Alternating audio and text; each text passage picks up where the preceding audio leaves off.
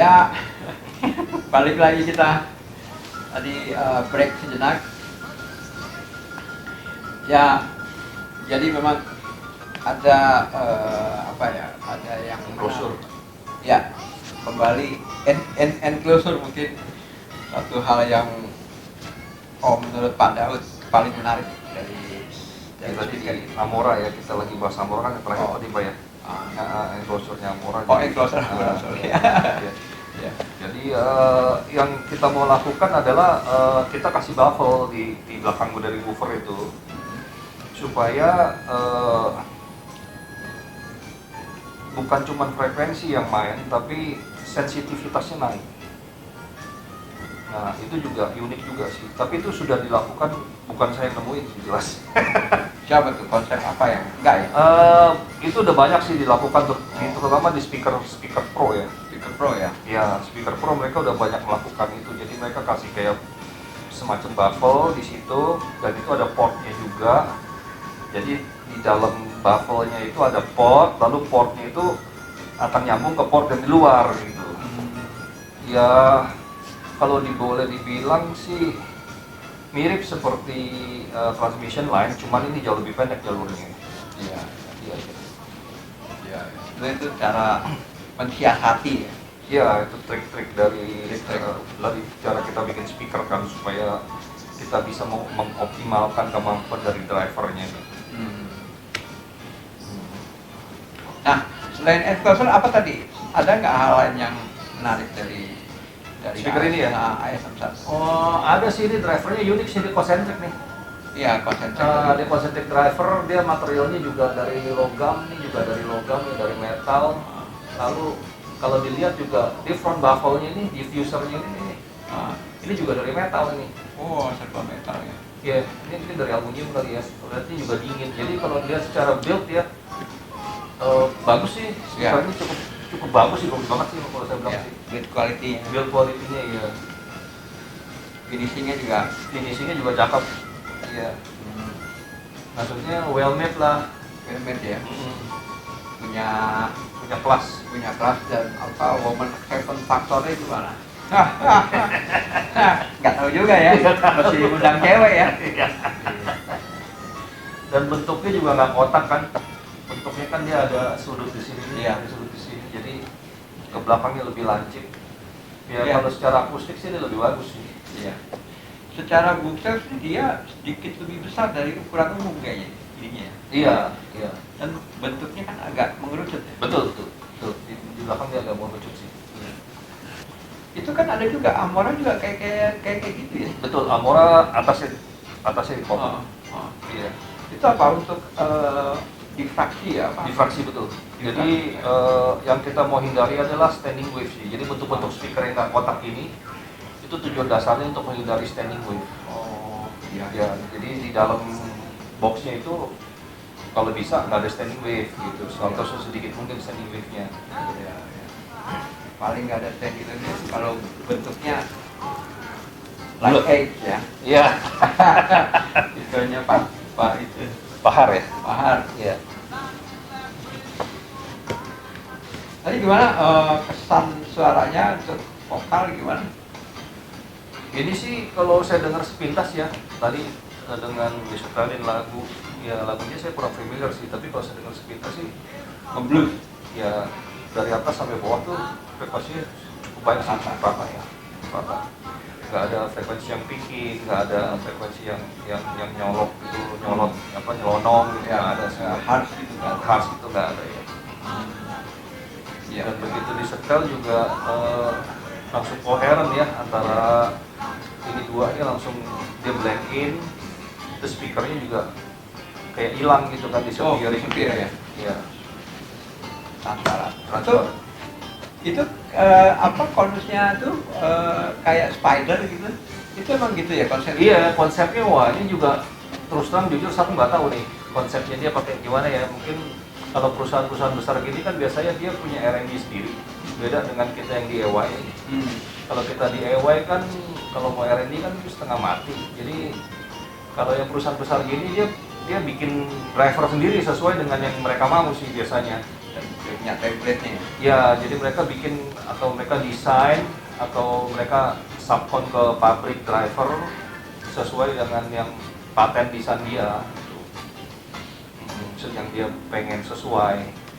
Itu kalau misalnya dia kan sudah lebih mungkin dipastikan lebih sama lah itu ya kalau bikin dua model yang sama gitu. Ya sama. Tapi kalau Bapak bikin speaker itu gimana? Mengusahakan agar keduanya tuh Kalau kita biasanya kita beli drivernya tuh jauh lebih banyak daripada yang dibutuhkan, ya kan. Jadi misalnya kita butuh 10 ya kita belilah 16 gitu. Nah dari itu kita pilih yang match pair. Ya itu, memang kalau misalnya company kecil itu kesulitannya itu di situ. Jadi kalau kita pengen maksimum kita punya produk, ya mau nggak mau kita mesti match pair gitu. Karena kita nggak bisa pesen sih dari pabrik, gue pengen yang match pair ya, nggak bisa. Jadi kita beli yang udah ada, driver udah ada, lalu kita match pairing sendiri. Dan itu cost produksinya menjadi jauh lebih mahal sih. Saya rasa sih kalau mereka pabrik ini juga mereka bikin sih match pairing, terutama yang kelas atas ya, pasti mereka match pairing semua sih. ya. Dari driver, dari komponen, ya. Itu kan kena minimal order juga kan? Tenang, Tadi iya. berapa 16 dikit banget. Misalnya itu contoh. Ya, contoh. Contoh. Ya kalau dari pabrikan sih 25 pair biasa sih mereka sih. Iya. Iya. Ini satu yang menarik lain adalah grillnya tuh dia bermagnet dan dia punya ikatannya sendiri kuat, magnet jadi tidak ini itu tuh punya alasan tertentu nggak dengan magnet yang kuat? Menurut saya sih enggak ya. Enggak ya? Cuma buat estetika aja sih. Estetika. Iya. Jadi biasanya sih pakai neodymium magnet sih. Oh gitu ya. Iya. Dan yang bagus sih memang dia taruhnya tuh memang di luar sih. Iya. Semuanya tuh di luar, jadi dia nggak dekat sama magnet, nggak mengganggu. Boleh dibilang nggak mengganggu magnet di sini sih. Ya. Dan magnetnya nggak ada yang ditempel di dalam sini sih. Magnetnya itu semuanya ditempelnya di grill. Grill ya. Iya. Jadi kalau dicopot, ya dia nggak ada elektromagnetik dari sini ke grillnya karena memang di sini nggak ada medan magnet lain. Iya. Ini ada satu lagi fenomena yang mungkin menarik juga ya. Orang kan belakangan ini kalau dengar speaker ada yang enggan pakai grill, katanya itu pengaruh di suaranya. Emang benar? Benar. Berapa persen sih lebih? Tergantung dari transparansi dan bahan dari grillnya. Jadi ibaratnya ini kan sekarang kayak kita ngomong pakai masker aja nih. Kita ngomong pakai masker sama kita ngomong nggak pakai masker kan pasti beda kan. Tenaga yang kita keluarkan sama, tapi yang dengar juga pasti beda gitu kan. Iya, ibaratnya kalau grill sih kayak gitu. Ya jadi semakin transparan grillnya, ya kan itu kalau menurut saya pribadi sih bagus. Iya. Dan semakin tipis grillnya juga bagus karena itu efeknya nanti tidak signifikan dengan grill yang tebel gitu atau yang masif. Tidak sih. Kalau ini kan dari logam ya grillnya. Grillnya juga dari logam sih. Iya. Lebih bagus kali ya. Nggak bisa ngomong Nggak bisa sih. ngomong. Mungkin kalau logam dia lebih pilih karena itu rigid ya, jadi lebih predictable sih. Kalau dari bahan itu kan tergantung less predictable karena kenapa? Karena seberapa stretch kita tarik bahannya. Jadi bisa aja dari satu sama yang lain tuh grillnya berbeda-beda efeknya ke suara karena tergantung dari nariknya tuh seberapa kuat gitu stretchingnya ya. Kalau logam kan dia udah pasti gitu. Nah itu tadi kan ada kita sebenarnya topiknya nih David buat Goliath gitu. Jadi ya bikin aja judulnya. Maksudnya ada speaker kecil yang suaranya besar dan emang ekspektasi orang kalau beli speaker bookshelf itu pengen setidaknya dia bisa sedekat mungkin dengan sebuah speaker besar. Nah, salah satu sebetulnya apa aja Bang Daud yang bisa setidaknya kita pakai untuk membuat speaker itu bersuara besar selain speknya, mungkin tune-in-nya atau gimana kalau menurut pengalaman Pak Daud? Selain dari box, driver sangat berpengaruh sih. Driver sangat berpengaruh. Jadi pemilihan driver ya kalau kita nggak bisa bikin driver ya itu pemilihan driver itu sangat pengaruh. untuk bikin supaya stage-nya tuh lebar atau enggak. Kalau company yang besar-besar seperti ini ya otomatis mereka bikin driver sendiri, ya mereka custom driver. Jadi kalau misalnya kita mau ngikutin seperti mereka itu sulit karena kita terpatok dengan driver yang ada di pasaran, ya kan. Kalau ini kan mereka bikin. Iya, mau gue. Gue mau bikin driver apa, parameternya gimana, yang gue suka ya gue bikin gitu. Nah itu kelebihan company besar sih dibandingin dengan yang home use company atau yang garage company sih, company kecil ya mereka limitasinya di situ. Ya kalau company gede asal desain gue bagus, ya kan dia bisa bikin driver kayak begini dengan mounting di dalam seperti ini ya. Well, kalau Om Daud ya ngelihat yang branded gitu ya, woofernya itu punya kecurigaan bahwa ini bakal bagus itu dengan melihat apa? Dengan melihat kalau dari sisi driver. Seperti apa? Biasanya sih saya ketok di sini. Oh, diketok. Gimana? Kalau ini kan kalau diketok itu nanti secara nggak langsung ya itu berdasarkan pengalaman ya, itu bukan 100% benar ya, itu cuma buat kayak guidelines. Nih, kalau kita udah tahu nih kalau kita ketok, oh ini bass nih bisa bagus nih bass tanpa sebelum dibunyiin gitu. Oh, Karena dengan ketok itu kan ada resonan balik dari speakernya. Nah itu dari situ kita udah tahu karena kita kebanyakan ketok banyak punya speaker kan. tukang ketok speaker, bukan las ketok nih. Jadi itu nggak sebetulnya sesuatu yang agak sulit untuk diajarkan ya, karena itu karena akumulasi sekian tahun ya kan, kita biasa oh kalau gini suaranya jadi gini, kalau kita ketok begini suaranya jadi gini gitu kan, jadi di otak kita udah punya database sendiri kan. Nah itu biar kita iya kalau cuma mungkin baru sekali dua kali ngetok speaker ya saya rasa mungkin orang juga ngapain sih. Tadi gue lihat Pak Daud ketok body. Nah apa tuh? Dia mau ngeliat apa? Kalau kita ketok body, biasa kita lihat homogenisnya. Jadi kalau body, kalau yang bagus itu dia nggak ada suara yang kopong di tengah-tengah bodinya. Nah, kalau kopong itu berarti resonansinya itu nanti akan berbeda-beda gitu. Otomatis yang suara kopong itu dia akan lebih keras resonansinya di frekuensi itu dibandingkan dengan yang padat kan. Nah kalau kita bisa bikin satu box speaker yang boleh dibilang resonansinya itu semuanya hampir mirip, kalau semua sama mungkin nggak mungkin ya.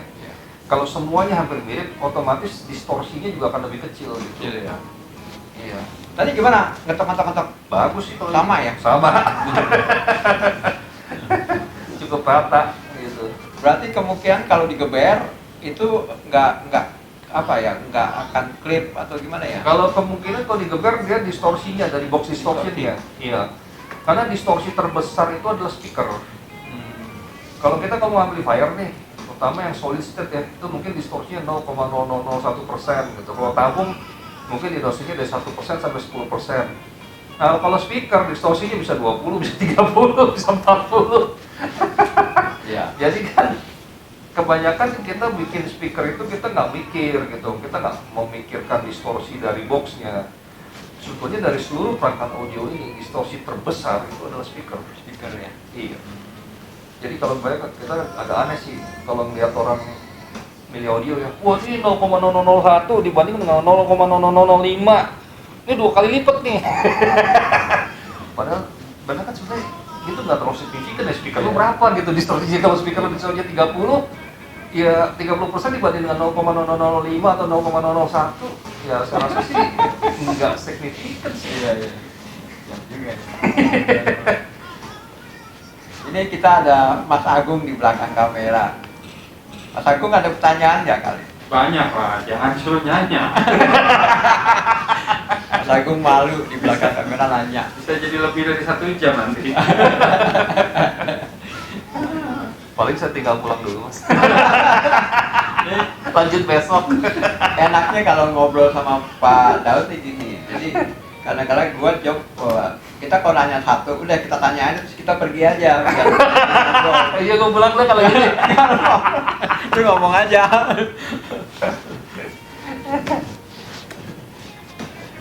Ya gitu ya. Tadi sampai mana? Driver ya, driver.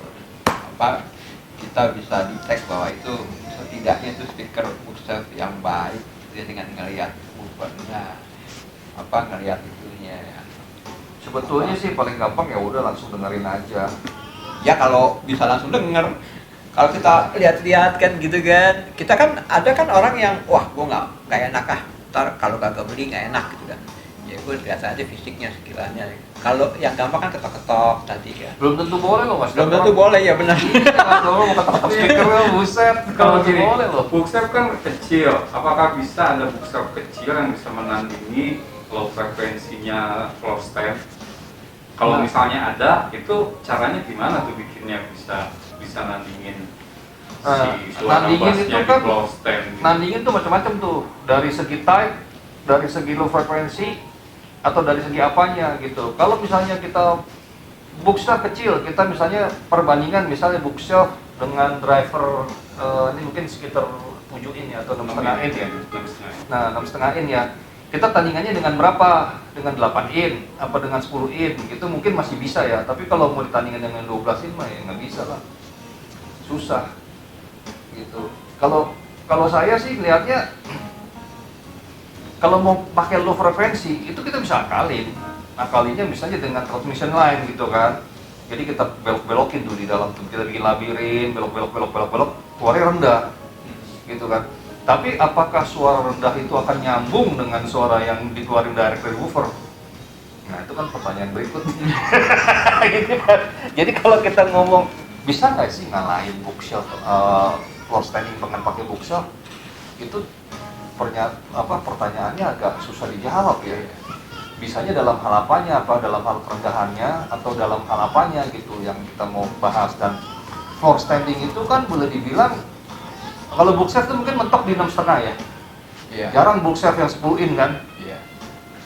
Paling mentok 8 lah mungkin bookshelf kan, di 8 udah mentok. Nah kalau floor standing kan bisa sampai 15 tuh mas. Iya. Kalau yang di diskotik kan bisa 18 in loh. Segi-segi. Mana saya lihat tadi 22 in lagi.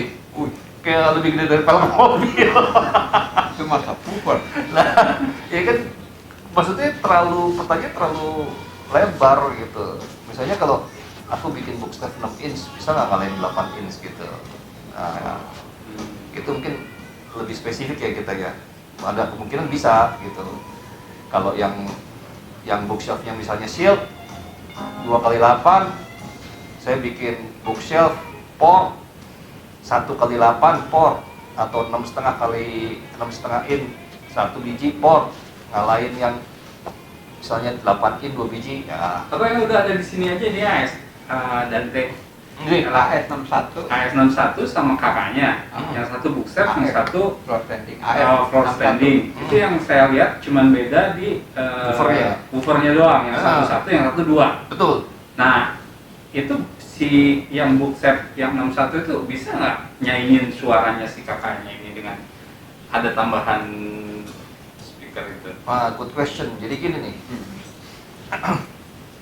kalau dalam hal bass, ya kan bass itu kan nanti kita moving air nih, SPL itu kan moving air. Seberapa banyak air yang kita bisa pindahkan kan? Ya otomatis dengan bass 1, bass 2, otomatis bass 2 pasti lebih banyak lah secara volume. Nah kalau volumenya banyak, otomatis bisa lebih rendah lah. Itu udah maksudnya udah secara fisikanya begitu gitu. Nah tapi bookshelf itu juga punya keunggulan loh dibandingin floor stand. Jadi bukan hanya semata-mata bookshelf itu selalu kalah dengan floor stand, enggak. Perhatiin deh suara midnya. Kalau kita cuma dengar suara mid atau mid high atau mid bass, bookshelf itu sebagian itu lebih bersih midnya dibandingin dengan floor stand.